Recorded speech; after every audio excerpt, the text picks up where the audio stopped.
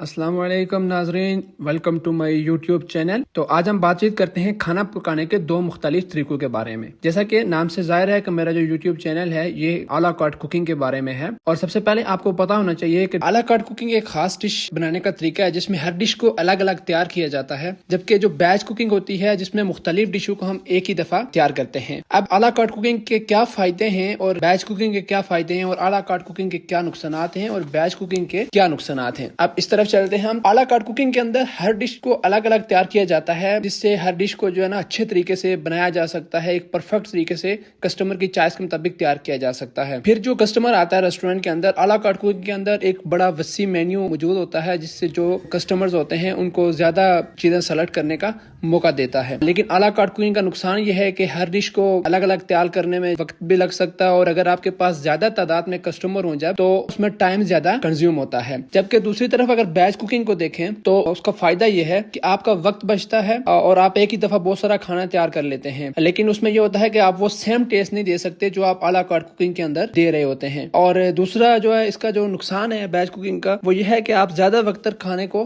Fridge में नहीं रख सकते। अगर आपने सुबह कोई खाना तैयार किया है तो शाम को या तो वो आपको डिस्पोज करना पड़ जाना है, आपको फेंकना पड़ जाना है, या फिर अगर उसको फ्रिज में रखेंगे तो वो 1 से 2 दिन मैक्सिमम निकाल सकता है। इससे ज्यादा आप वो उस खाना नहीं चला सकते क्योंकि उसका टेस्ट जो होता है वो बदल जाता है। लेकिन आला कार्ट कुकिंग के अंदर आप जब कस्टमर आता है, कस्टमर ऑर्डर करता है, उसके बाद खाने को तैयार किया जाता है, तो इसकी वजह से खाने का जो टेस्ट होता है वो बरकरार रहता है। अगर हम मजीद फर्क की बात करें तो आला कार्ट कुकिंग के अंदर हर चीज की प्राइस सेपरेट होती है। जैसे कि अगर आपने स्टार्टर ऑर्डर करने हैं, मेन डिश ऑर्डर करनी है, साइड डिश ऑर्डर करनी है, डेजर्ट ऑर्डर करना है, तो आपको हर चीज की प्राइस सेपरेट होती है और आपको सेपरेट पे करना पड़ेगा। लेकिन बैच कुकिंग के अंदर बाज दफा अब बुफे के अंदर आपने देखा होगा कि बुफे पे जब आप जाते हो, जाके कोई चीज ऑर्डर करते हो, मतलब मसलन आपने कोई करी ऑर्डर कर ली या कोई मसाला ऑर्डर कर दिया, तो उसके साथ ही वो साथ में राइस उन्होंने रखा होता है या साथ में नान रखा होता है, तो वो उनका एक कंप्लीट बाज दफा पैकेज होता है जो आपको मिल जाता है एक लिमिटेड सी प्राइस के अंदर। लेकिन आला कार्ट यूजुअली बुफे से होता है, वो एक्सपेंसिव भी होता है क्योंकि उसकी बहुत सारी रीजन होती है कि आला कार्ट के अंदर उनको लेबर ज्यादा पड़ती है, जबकि बैच कुकिंग के अंदर आपको लेबर कम पड़ती है। बैच कुकिंग के अंदर अगर आपके पास एक बंदा है, उसने सुबह खाना तैयार कर दिया, तो वो शाम तक एक बंदा सर्व कर सकता है। उसको आपने एक तरफ समझा दिया कि इसको ऐसे ऐसे करना है, तो वो शाम तक उसकी सर्विंग कर सकता है। लेकिन आला कार्ट के अंदर किचन के अंदर एक प्रॉपर शेफ चाहिए होता है, हर वक्त जो मौजूद हो वहां पर, और जब बाहर से डाइनिंग से ऑर्डर आता है तो फिर वो ऑर्डर को